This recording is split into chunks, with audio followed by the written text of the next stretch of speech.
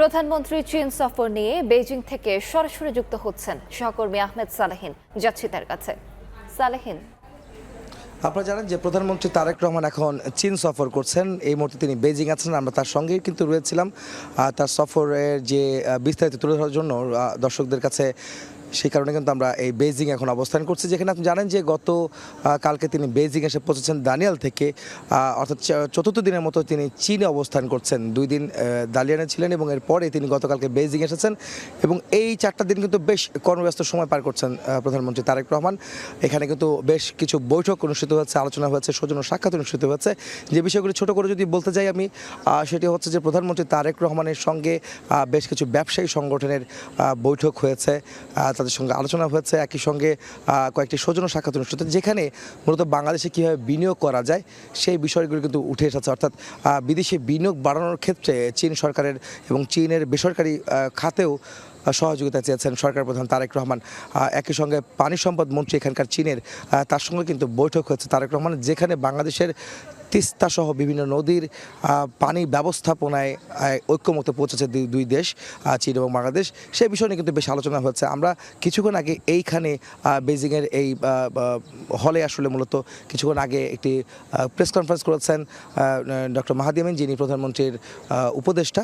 তিনি কথা বলেছেন, একই সঙ্গে কথা বলেছেন পররাষ্ট্র উপদেষ্টা প্রধানমন্ত্রীর হুমায়ুন কবির। তিনি আমাদের সাথে জানিয়েছেন যে প্রধানমন্ত্রী তারেক রহমানের যে সবার আগে বাংলাদেশ যে নীতি রয়েছে, সেই নীতিকে সামনে রেখে মূলত যে বিষয়গুলি রয়েছে, যে পররাষ্ট্রনীতির ক্ষেত্রে কোনো আপোষ নেই, সেই বিষয়গুলি কিন্তু স্থাপন হওয়া বা সেই জায়গায় জোর দিয়ে কিন্তু দুই দেশের সম্পর্ক জোরদারের বিষয় কিন্তু কথা বলা হয়েছে। এখানে বলে রাখতে চাই যে বিদেশি বিনিয়োগের কথা কিন্তু প্রধানমন্ত্রী তারেক রহমান তার নির্বাচনী প্রচারণায় তিনি কিন্তু বারবার বলেছিলেন যে দেশে বিনিয়োগ বাড়ানো গেলেই মূলত অর্থনীতির যে ভঙ্গুর অর্থনীতি, গত 17-18 বছর যে অর্থনীতি আসলে ভেঙে পড়েছিল, সেই ভেঙে পড়া অর্থনীতিকে ঘুরে দাঁড়ানোর জন্য মূলত বিদেশি বিনিয়োগ প্রয়োজন। এর সঙ্গে আরও কিছু আনুষঙ্গিক বিষয়গুলি রয়েছে, তার সঙ্গে সবচেয়ে বড় বিষয় হচ্ছে বিদেশি বিনিয়োগ, যেটি কিন্তু বাংলাদেশে একেবারেই কম। আর সেই পরিস্থিতি আসলে বাড়ানোর জন্য বাংলাদেশ এখন প্রস্তুত রয়েছে বলে প্রধানমন্ত্রী তারেক রহমান চীন সরকার এবং চীন সরকারের যে বেসরকারি খাতে যেসব ব্যবসায়ী যারা রয়েছে তাদেরকেও কিন্তু আশ্বস্ত করেছেন আজকে কিন্তু কয়েকটি বৈঠকের মাধ্যমে, যেখানে তিনি বলেছেন যে বাংলাদেশে যদি কেউ বিনিয়োগ করতে চায়, বিদেশিরা বিনিয়োগ করতে চায়, বাংলাদেশ যেমন প্রস্তুত রয়েছে। সেখানে বাংলাদেশে বিদেশি বিনিয়োগের ক্ষেত্রে বাংলাদেশে যদি কাউকে হয়রানি হতে না হয়, স্বাচ্ছন্দ্যে যেন ব্যবসা করতে পারে, সেই পরিবেশ তারা নিশ্চিত করবে এই বর্তমান সরকার। একই সঙ্গে যদি কেউ বিনিয়োগের আগ্রহী হন, সেই ক্ষেত্রে তাদেরকে 15 দিনের মধ্যে লাইসেন্স দেওয়ার বিষয় কিন্তু নিশ্চয়তা দিয়েছেন প্রধানমন্ত্রী তারেক রহমান। এবং এমনকি তিনি বলেছেন যে বাংলাদেশে গিয়ে তাদেরকে হয়তো ব্যবসায় বিনিয়োগ করার যেই দূরত্ব এবং কষ্টটা করতে হবে, সেটা যেন না হয়। সে কারণে তিনি এই চীনে, এই বেইজিংয়ে তিনি একটি ইনভেস্টমেন্ট অফিস, অর্থাৎ বিনিয়োগ অফিস কার্যালয় বাংলাদেশ থেকে খোলার একটি আশ্বাস দিয়েছেন এবং খোলার একটি প্রক্রিয়া কিন্তু শুরু হয়েছে। সেটি কিন্তু তারেক রহমান তার আজকে বৈঠকে বিদেশি যে বিনিয়োগকারী যারা রয়েছেন, ব্যবসায়ী যারা রয়েছেন, এমনকি সরকারের প্রতিনিধি যারা রয়েছেন, তাদের সাথে কথা বলে কিন্তু তিনি সেই আশ্বাস দিয়েছেন যে এই চীনে তিনি একটি বিনিয়োগ কার্যালয় খুলতে চান, যে বিনিয়োগ কার্যালয়ের মাধ্যমে চীনের ব্যবসায়ীরা এখানে বসেই তারা বিনিয়োগের ক্ষেত্রে যে ধরনের কার্যক্রম করা লাগবে, যে ধরনের যে কাগজপত্র দেওয়ার ক্ষেত্রে, সরকারের অনুমতি নেওয়ার ক্ষেত্রে, লাইসেন্স নেওয়ার ক্ষেত্রে সব কিছু এখান থেকে তারা পাবেন। সেই জিনিসটাকে সহজীকরণ করা হয়েছে।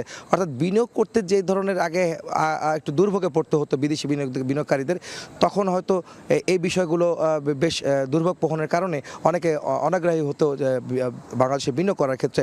সেটি কিন্তু অনেকটা কেটে যাবে এই ধরনের উদ্যোগগুলি। সেটি কিন্তু সরকারের পক্ষ থেকে, বাংলা সরকারের পক্ষ থেকে বলা হচ্ছে। আরেকটি বিষয় বলে রাখতে চাই ছোট করে, সেটা তিস্তা যে পানি সহ বিভিন্ন যে পানির বাংলাদেশের বিভিন্ন নদী রয়েছে, সেই নদীর পানি বন্টন এবং পানির বন্যা পরিস্থিতি, নদী ভাঙনের যে পরিস্থিতি এবং এমনকি নেভিগেশনের যে বিষয়টি রয়েছে, সব বিষয় নিয়ে আসলে চীন সরকারের পক্ষ থেকে একটি আশ্বাস দেওয়া হচ্ছে। তারা সহযোগিতা করতে চায় বাংলাদেশকে এবং বাংলাদেশের সহযোগিতা নিতে আগ্রহী, সেটি কিন্তু বাংলাদেশ সরকারের পক্ষ থেকে চীনকে জানানো হয়েছে।